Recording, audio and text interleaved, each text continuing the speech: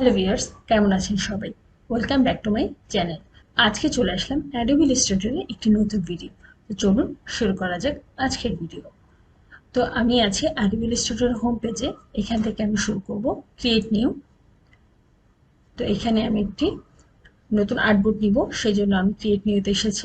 আমার আর্টবোর্ডটি নিব পিক্সেলসে। আমি পিক্সেলস সিলেক্ট করে রেখেছি। এখানে পিক্সেলস ছাড়াও আছে points, picas, inches, feet, feet and inches, yards, millimetres, centimetres, metres. তো আমার পিক্সেলস সিলেক্ট করা আছে। তো আমার উইথ আছে 4000 পিক্সেল এবং হাইট আছে 2416 পিক্সেল। এবং আমি আর্টবোর্ড নিয়েছি একটি আর্টবোর্ড নিয়েছি। আমার bleed top bottom left right 0 করা আছে এবং আমার কালার মুড আছে CMYK কালারে এবং রাস্টার ইফেক্ট আছে হাই 300 ppi এবং প্রিভিউ মুড আছে ডিফল্টে। তো আমি একটি আর্টবোর্ড ক্রিয়েট করার জন্য ক্রিয়েটে ক্লিক করলাম। তো এইখানে আমার একটি আর্টবোর্ড চলে এসেছে। এখানে আমি কাজ করব। তো আজকে আমি যে টুলটি আলোচনা করব সেটি আছে আমার এই টুলবারে এখানে আছে আইড্রপার টুল, যার শর্টকাট হচ্ছে আই। এর নিচেই আছে সিম্বল স্প্রেয়ার টুল, যার শর্টকাট হচ্ছে Shift+S। তার মানে হচ্ছে আপনি কিবোর্ডে Shift+S প্রেস করে খুব সহজেই এই সিম্বল স্প্রেয়ার টুলটি সেট করতে পারবেন। আজকে আমি আলোচনা করব সিম্বল স্প্রেয়ার টুলটি এটি কিভাবে কাজ করে। অ্যাডোবি ইলাস্ট্রেটরের ডান পাশে এইখানে দেখুন এই প্যানেলগুলোতে একটি সিম্বলস প্যানেলস আছে এবং আমি আজকে এই সিম্বল প্যানেল নিয়ে আলোচনা করব। আমাদের এই সিম্বল স্প্রেয়ার টুল দিয়ে আমরা কি করতে পারি? আমরা সিম্বল স্প্রেয়ার টুল দিয়ে আমরা যে কোনো অবজেক্টকে আমি সিম্বল হিসাবে ব্যবহার করতে পারি এবং এই সিম্বলগুলো আমি আমার ডিজাইন ইউজ করে আমি আমার ডিজাইনকে আধুনিক এবং স্মার্ট হিসেবে উপস্থাপন করতে পারি। তো আমরা এখানে আসলাম। তো এখানে যে সিম্বল আছে, এখানে দেখুন অনেক রকম সিম্বল আছে। এই সিম্বলগুলো আপনি খুব সহজেই এই আর্টবোর্ডে বা আপনার ডিজাইন ইউজ করতে পারেন। যেমন আমি যদি এই ডিজাইনটা নিতে চাই, তাহলে এটাকে আমি সেট করে এখানে এনে রাখবো আমার আর্টবোর্ডে এবং এটা সাইজ একটু ছোট আছে। তো আমি কিবোর্ডে শিফট প্রেস করে আমি এটাকে সাইজ একটু বড় করলাম। এই যে এখানে যে সেম সিম্বলটি এখানে চলে আসছে। এখানে আমি এটা আমার ডিজাইনে যে কোনোভাবে আমি ইউজ করতে পারি। এই দেখুন, এই যে আরেকটি ডিজাইন আছে এবং এটাকে আমি বড় করে দেখাচ্ছি। এই যে এরকম কিছু সিম্বলে আমার কিছু ডিজাইন দিয়ে দেওয়া আছে। এইগুলো আপনি যে কোনোটি আপনার ডিজাইনে ইউজ করতে পারেন।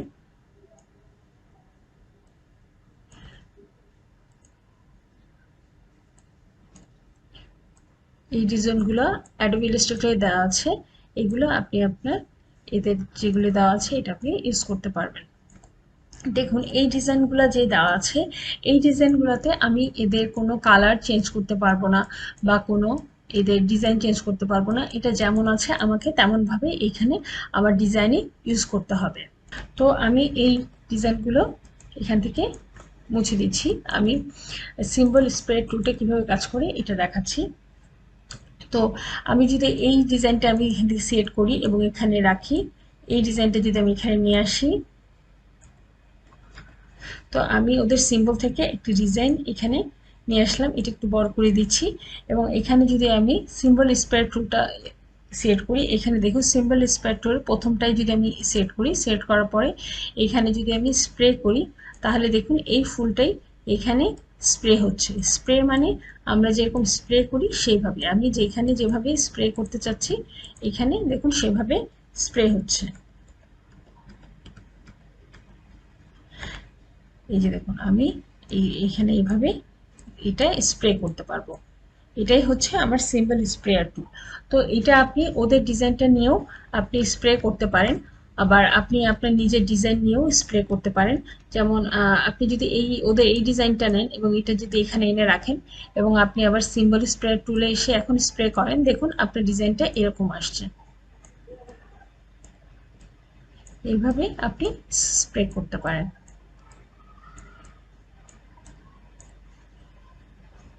এটাই হচ্ছে সিম্বল স্প্রেয়ার টুল।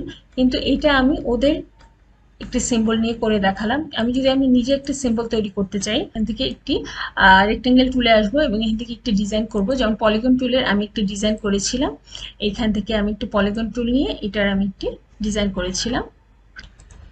প্রথমে আমি একটি পলিগন টুল নিয়ে এটার আমি অপাসিটিটা কমিয়ে দিলাম এবং তারপরে আমি কিবোর্ডে অল্টার প্রেস করে এটাকে একটা কপি করে নিয়েছি এবং এটার সাইজটা আমি একটু ছোট করে দিচ্ছি এবং এইটাকে আমি ছোট করার পরে আমি এটাকে টেনে আমি এখানে নিয়ে আসছি। তারপরে আবার আমি এটাকে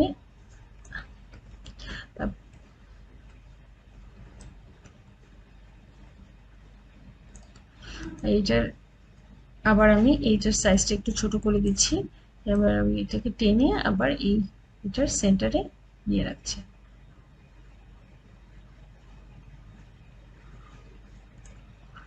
আবার এটার সাইজটা একটু ছোট করে দিচ্ছি, এখানে নিয়ে রাখছি। তো এইরকম আমি একটি ডিজাইন তৈরি করলাম এবং ডিজাইনটা তৈরি করার পরে আমি এটা আমার একটা অবজেক্টে আমি একটি ডিজাইন তৈরি করলাম। তো এই ডিজাইনটাকে আমি কিবোর্ডের তো এই ডিজাইনটাকে আমি সিলেক্ট করে মাউসের রাইট বাটন ক্লিক করে এখানে গ্রুপ করে নিচ্ছি। এটা আমার একটি অবজেক্ট, আমি একটি ডিজাইন তৈরি করলাম এবং আমি এটাকে আমার এই যেখানে সিম্বল আছে এই সিম্বলে আমি এটাকে অ্যাড করব। তো এটা আমি কিভাবে অ্যাড করব, এটাকে আমি দুইভাবে অ্যাড করতে পারি। আমার সিম্বলের এখানে নিচে দেখুন একটু প্লাস চিহ্ন আছে, ক্লিক করি। তো এখানে আমার এখানে সিম্বল অপশনস আসছে, এখানে প্রথমে আসছে নেম, এখানে একটি নেম দিতে হবে। তো আমি এটা যদি দিই polygon design, polygon design D দিলাম, পলিগন ডি বা মানে ডিজাইন। তো আমি এইখানে একটা নেম দিলাম। এক্সপোর্ট টাইপ এখানে আছে মুভি ক্লিপ আর নিচে আছে গ্রাফিক। তো এখান থেকে আপনি যে কোনো একটি সিলেক্ট করতে পারেন, এটা কোনো সমস্যা না। তারপরে হচ্ছে সিম্বল টাইপ, তো এখান থেকে আপনি যে কোনোটাই সিলেক্ট করতে পারেন, এইটার জন্য আপনার ডিজাইনে কোনো তারতম্য হবে না। তারপরে আছে সিম্বল টাইপ, এখানে আছে dynamic symbol, static symbol, enable guides for 9 slice scaling. তো এখান থেকে আপনি এগুলো অ্যানাবল করতে পারেন বা এটা আপনি চেঞ্জ করতে পারেন। তো আমি কিছুই না চেঞ্জ করে এটাকে আমি ওকে দিয়ে দিচ্ছি। দেখুন এটা আমার এখানে সেট হয়ে গিয়েছে। আবার এইভাবে আপনি সিম্বলে এটাকে অ্যাড করতে পারেন। আবার আপনি যদি সিম্বলটাকে টেনে ড্র্যাগ করে এখানে ক্লিক করেন, তাহলেও আপনার এখানে দেখেন সিম্বল অপশনস আসছে, আবার নেম আসছে, এক্সপোর্ট টাইপ আসছে, এখানেও আপনি ক্লিক করে এটাকে অ্যাড করতে পারেন। তো আমি এটাকে দুইভাবে আমার সিম্বলে অ্যাড করতে পারি। তো এটা যেহেতু আমার সিম্বলে অ্যাড হয়ে গেছে, তো আমি এখান থেকে ডিলিট করে দিলাম, এখানের দরকার নেই। তো আমি এইটা সিলেক্ট করলাম যেটা আমার অ্যাড হয়েছে এবং এটাকে আমি সিম্বল স্প্রেড টুল ক্লিক করলাম এবং এই যে দেখুন এটার গোল দেখা যাচ্ছে, এটা হচ্ছে আমার সিম্বল স্প্রেড টুলের সাইজ। এটাকে আমি কিবোর্ডে থার্ড ব্র্যাকেট ইউজ করে এই যে বড় করতে পারবো, আবার থার্ড ব্র্যাকেট ইউজ করে ছোট করতে পারবো। তো আমি সিম্বল স্প্রে টুলটা যদি আমি এভাবে স্প্রে করি, দেখুন আমার ডিজাইনটা এইভাবে তৈরি হচ্ছে। যেটা আমি ডিজাইনটা ক্রিয়েট করেছিলাম এই ডিজাইনটা আমার এইভাবে আমাকে এইভাবে শো করছে। এখানে সিম্বলসে এই পাশে বাম পাশে দেখুন সিম্বল লাইব্রেরিজ মেনু আছে। তো এখানে সেভ সিম্বলস, এখানে অ্যাডোবি ইলাস্ট্রেটর যে সেভ সিম্বলসগুলো আছে এখানে এইটা লিস্ট দেওয়া আছে। এখানে বিভিন্ন ক্যাটাগরিতে অনেক সিম্বলস দেওয়া আছে, যেমন 3D symbols, arrows, artistic, texture, celebrations, charts, communications, এরকম আপনি অনেকগুলো প্যাটার্ন পাবেন বা অনেকগুলো সেকশনে ওদের ডিজাইন দেওয়া আছে। এখান থেকে আপনি যে কোনো ডিজাইন নিতে পারেন। তো আমি এখানে নেচারে আসলাম, নেচারে দেখি কি কি ডিজাইন দেওয়া আছে। এখানে দেখুন অনেক ডিজাইন দেওয়া আছে নেচারের মধ্যে। তো আপনি এখান থেকে যে কোনোটাই আপনি সেট করতে পারেন। যেমন আমি যদি এই বাটারফ্লাইটা সেট করি এবং বাটারফ্লাইটা সেট করার পরে আমি সিম্বল স্প্রেড টুলে আসলাম এবং এটা আমি বাটারফ্লাইটা এখানে স্প্রে করলাম। এই যে এইভাবে আমার বাটারফ্লাইগুলো কি হয়ে গেল, স্প্রে হয়ে গেল। আমরা যেরকম ভাবে স্প্রে করি সেইভাবে এই বাটারফ্লাইটা এইদিকে স্প্রে হয়ে গেল। তো এটা আমি এখান থেকে সেট করেছি, কিন্তু আমি যদি এখান থেকে সেট করে এটাকে এখানে নিয়ে আসি বাটারফ্লাইটাকে এবং বাটারফ্লাইয়ের সাইজটা যদি আমি একটু বড় করে দিই, এরকম বড় করে দিই, তখন আমি যদি স্প্রে টুলটা ইউজ করি তাহলে দেখুন আমার বাটারফ্লাইটা কিন্তু বড় হয়ে আমার এখানে স্প্রে হচ্ছে, কিন্তু এর আগে এটার সাইজটা ছোট ছিল এবং এটা ছোট হয়ে স্প্রে হচ্ছিল। এখন দেখুন আমি আবার বাটারফ্লাইটা সেট করলাম এবং স্প্রে টুল দিয়ে এটাকে স্প্রে করলাম, তাহলে দেখুন এটার সাইজটা কিন্তু ছোটই রয়ে গিয়েছে।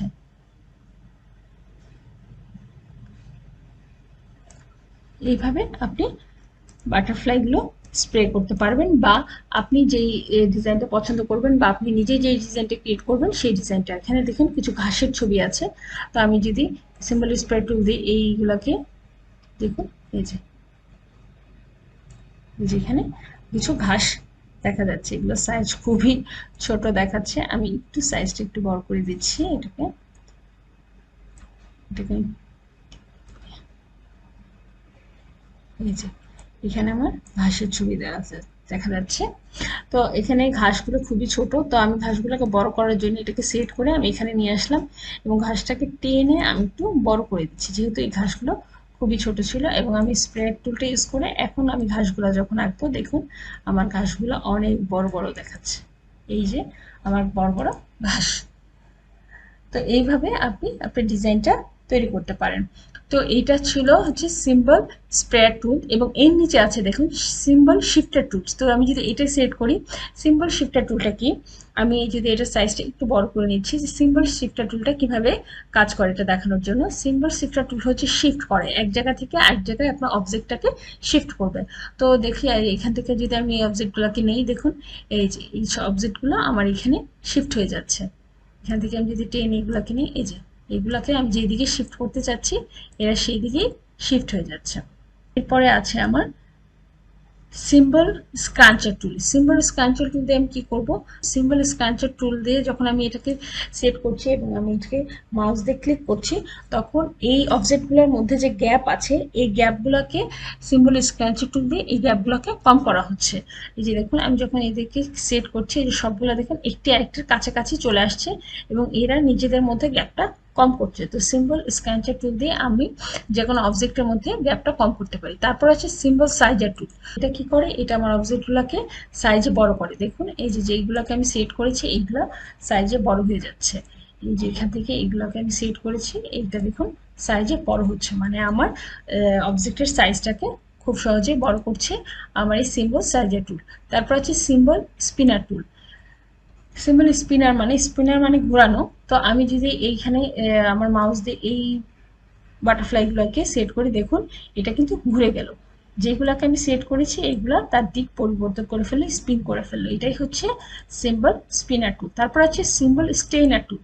সিম্বল স্টেইনার টুলটা কিভাবে কাজ করে, যে আমি এগুলাকে সেট করলাম, সিম্বল স্ট্যান্ডার্ড টুল দিয়ে আপনি এটার কালার চেঞ্জ করতে ফেলতে পারবেন। এগুলাকে সেট করলাম, এগুলো কালার দেখুন চেঞ্জ হয়ে গিয়েছে।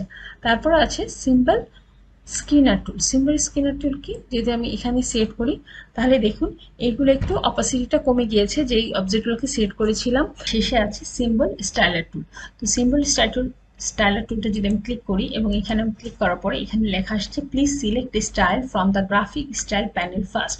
প্রথমে আমাদের গ্রাফিক স্টাইল প্যানেল থেকে কোনো একটি স্টাইল সিলেক্ট করতে হবে, তারপরে আমরা এই টুলটার কাজ দেখাতে পারবো। তাহলে ওকে দিয়ে দিচ্ছি এবং আমার এইখানে যেইগুলো আছে এগুলাকে আমি ডিলিট করে দিচ্ছি। তো আমরা সিম্বল স্টাইলের টুলের কাজ দেখানোর আগে আমি সিম্বলে আসবো এবং সিম্বল থেকে আমি এই সিম্বলটা সিলেক্ট করে এটাকে আমি একটু সাইজে বড় করে নিচ্ছি এবং অল্টার দিয়ে এখানে কিছু কপি করে নিচ্ছি। এবং আমি আসব গ্রাফিক স্টাইলের জন্য। এর জন্য আমাকে মেনু বারে আসতে হবে এবং এই মেনু বার থেকে আমি আসবো উইন্ডোতে এখানে আছে গ্রাফিক স্টাইলস, যার শর্টকাট হচ্ছে শিফট প্লাস F5। এটা সেট করে খুব সহজে গ্রাফিক স্টাইল সেট করা যাবে। এখন আমি এটাকে সেট করলাম, সেট করার পরে এই যে আমার গ্রাফিক স্টাইল আসলো। এখান থেকে আপনি যে কোনো গ্রাফিক স্টাইলের এখানে গ্রাফিক স্টাইলের ডিজাইন দেওয়া আছে। আবার আপনি যদি এর চেয়ে আরও ডিজাইন চান, তো এখানে নিচে থ্রি ডটে ক্লিক করে এখানে সেভ গ্রাফিক স্টাইল আছে, এখানে অনেকগুলো ডিজাইন দেওয়া আছে, আপনি এখান থেকেও সেট করতে পারেন। যেমন আমি যদি এখান থেকে আর্টিস্টিক ইফেক্টটা আনি, এখানে টেক্সচার্সও আছে, অনেকগুলো ডিজাইনস আছে, তো আপনি আপনার পছন্দ মতো এখান থেকে ডিজাইন সেট করতে পারেন। তো আমি এখানে আবার সিম্বল স্প্রেয়ার টুলে চলে আসলাম এবং এখানে সিম্বল স্টাইলার টুলটা সেট করলাম। সেট করার পরে আমি এখান থেকে যে কোনো ডিজাইন দিতে পারি। যেমন আমি যদি এই ডিজাইনটা সেট করি, তো আমি এটার সাইজটা একটু বড় করে নিচ্ছি। হ্যাঁ, তো আমি এটার সাইজটা একটু বড় করে নিলাম এবং আমি এইখানে এই ডিজাইনটাতে ক্লিক করলাম এবং এখানে এসে এখানে ক্লিক করলাম। তাহলে দেখুন এটার ডিজাইনটা চেঞ্জ হয়ে গিয়েছে। তো এইভাবে আপনি আপনার ডিজাইনটা, আপনার গ্রাফিক স্টাইলের ডিজাইনটা আপনি আপনার অবজেক্টে আপনি ফুটিয়ে তুলতে পারেন। এখান থেকে যদি আমি এই ডিজাইনটা সেট করি এবং আমি যদি এখানে সেট করি, তাহলে দেখুন এই যে এটার ডিজাইনটা চেঞ্জ হয়ে যাচ্ছে। এখানে আপনি বিভিন্নভাবে আপনার ডিজাইনটা চেঞ্জ করতে পারেন। তো এই ছিল আজকের ভিডিও। তো যদি ভালো লেগে থাকে অবশ্যই ভিডিওটি লাইক করবেন, শেয়ার করবেন, চ্যানেলটি সাবস্ক্রাইব করবেন, আমাদের সাথেই থাকবেন। কোনো প্রশ্ন থাকলে কমেন্ট সেকশনে করবেন। ভালো থাকবেন সবাই, ধন্যবাদ।